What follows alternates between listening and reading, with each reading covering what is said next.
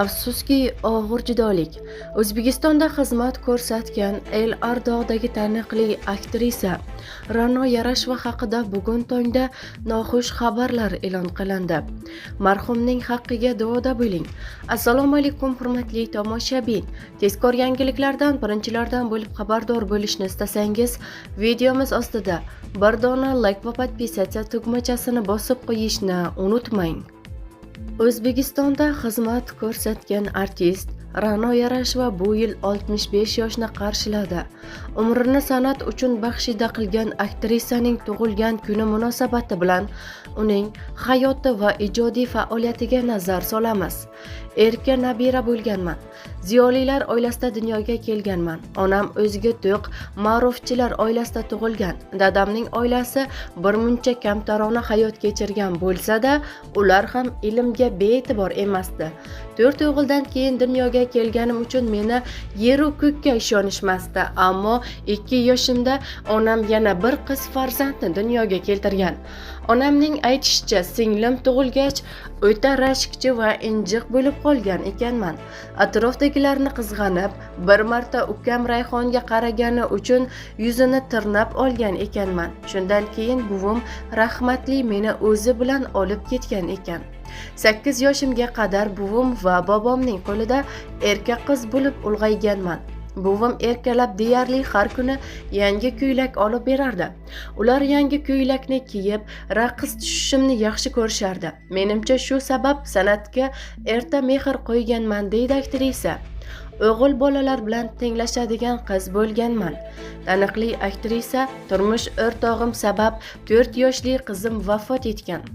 17 yoshimda oila qurganman. Turmush o'rtog'im yomon inson emasdi, ammo dunyo qarashimiz bir-biriga mos kelmasdi. Men yosh she'riyatga qiziqadigan inson edim, ammo qiziqishlarim turmush o'rtog'imga yoqmasdi. U insonning fikricha kelinning kitob o'qishi, she'r yozishi ma'qul ish emasdi. Keyin turmush o'rtog'im spirtli ichimlik iste'mol qilardi. Bir kuni boshimga qattiq jism bilan urdi. Boshimdan qon ketayotganini ko'rib, jahl bilan ota uyimga ketdim. Otam ahvolimni ko'rib nima bo'lganini so'radi. Keyin turmush o'rtog'imning yoniga kelib, qizimni aybi nima, nega urding deb so'radi.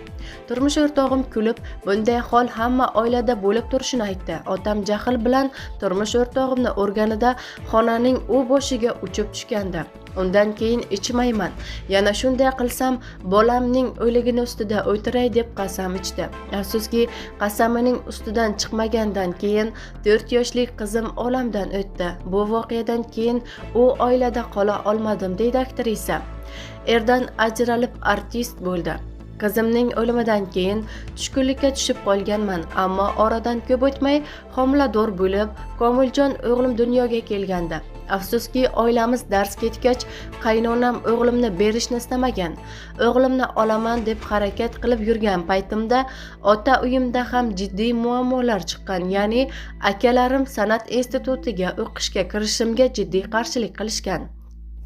Erdan ajrashib artist bo'lib ketdi degan gapni ko'tara olmayman. Undan ko'ra singlimni o'ldirib qutulganim yaxshi deyishgandi. Ikkita aka kattam tish tirnog'i bilan o'qishga kirishimga qarshi bo'lgandi. Faqatgina Toshkentda yashaydigan Ravshan akam qo'llab-quvvatlagan. Dadam senlar otami yoki menmi o'qishga kirsin, agar kirolmagan taqdirda ham bir umr bizdan armon qilmaydi deb Toshkentga ketishimga qarshi bo'lmagan. Ammo akalarimdan ranjimaganman, chunki ularning qattiqqo'lligi sabab hamisha mas'uliyatni his qilib, otam va akalarimning nomusi bilan yashardim, deydi aktrisa. San'at institutiga qabul qilishmagan. Ilk marta san'at institutiga imtihon topshirganimda qabul qilishmagan. Rahmatli Arsen Islomov Yarashevaning qo'lida yosh bolasi bor ekan, u bilan o'qishga qiynaladi deb past ball qo'ygan. Undan qattiq xafa bo'lib yig'lagandim, chunki o'shanda dadamdan arang ruxsat olib Toshkentga kelgandim. O'qishga kira olmadim desam, qayta o'qishga yubormasligi mumkin edi. Shularni o'ylab rosa qiynalganman. Imtihon javoblari chiqqach, ustozlar o'tiradigan xonaning eshigi tagida turib, nega menga ishonmaysizlar, men yaxshi o'qiyman deb yalinib yolvorganim yodimda. Shunda ustozlardan biri sirtqi bo'limda o'qishni tavsiya qilgan. 1 yil nima ish qilaman deb televideniyega ishga borganman. Ishga ololmaymiz deyishganlardan qo'rqib hayotimni ro'y-rost gapirib bergandim. Turmushdan ajratib, otamni arang ko'ndirib Toshkentga o'qishga keldim. Agar o'qishga kira olmaganimni dadam bilsa, meni qayta bu yerga jo'natmaydi yoki turmushga berib yuboradi deganman.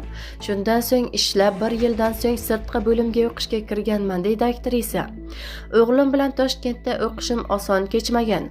Ishlashim kerak deb televideniyega liboschi yordamchisi bo'lib ishga kirganman.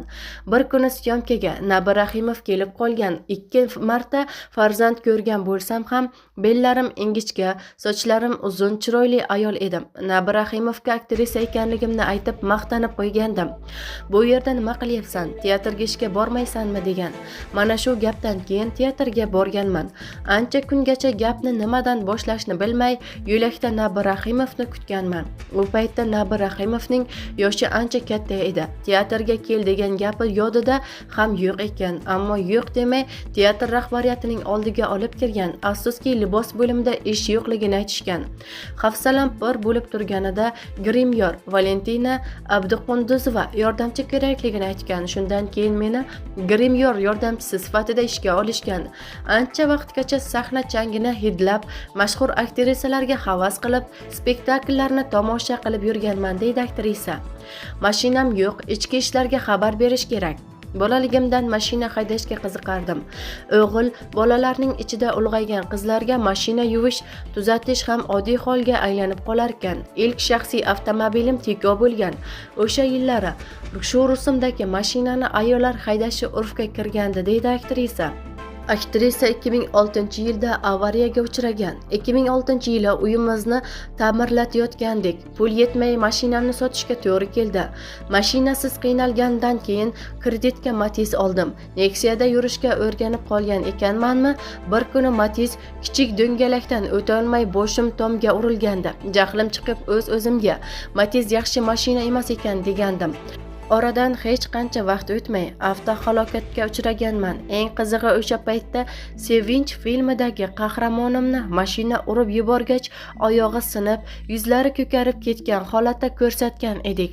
Haqiqiy avtohalokatdan so'ng 2 oyog'im sinib, yuzimning bir tomoni ko'karib ketgandi. Mana shu voqeadan keyin mashina temir bo'lsa-da, gapni tushunishini anglaganman. Shuning uchun mashinalarga og'ir gapirmay, qaysi rusumdagi mashinaga chiqsam ham sen yaxshisan deb maqtayman, deydi aktrisa.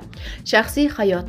2 turmushdan ham omadi kelmadi. Aktrisa 2-chi bor oila quradi. Afsuski, ichki ishlar xodimi bo'lgan inson bilan kechgan turmushi uzoqqa cho'zilmaydi. Aktrisaning aytishicha, ularning ajrashishiga rashk va san'atni tushunmaslik sabab bo'lgan. Bir kuni rejissyor Said Muxtorov o'zi bilan to'yda boshlovchilik qilishni taklif qilgan. Umrida boshlovchilik qilmaganman, eplolmayman degan qarshiligimga qaramay, Said Muxtorov endi o'rganasan deya ko'ndirgan. Yulduz Usmonova, Mavluda Asalxo'jayeva, Zulayho Boyxonovalar bilan birga borganmiz to'yga. Hozir litsenziya deydi. O'sha payt ham bu ish bilan shug'ullanish uchun hujjat kerak bo'lgan ekanmi? Xullas, guruhimizni militsiya xodimlari ushlab olgan. So'roq savol qilishgan. Baland bo'yli bir yigit esa meni boshqa xonaga olib kirib, ularning orasida nima qilib yurganimni so'ragan. Institutga xat jo'natib o'qishdan haydalishimni, Kattaqo'rg'onga ota-onamga ham bu haqida xabar berishni aytgan. Yig'lab otamga, akalarimga aytmasligini iltimos qilganman. Birinchi marta chiqishim edi, boshqa qaytarilmaydi deya vaziyatdan tushuntirganman. U odam ham rahm qildimi? Qisqasi, hayotim shu inson bilan bog'landi. Oradan Madina Mumtoz qizim tug'ildi, deya intervyu beradi ijtimoiy tarmoqlarda taniqli aktrisa.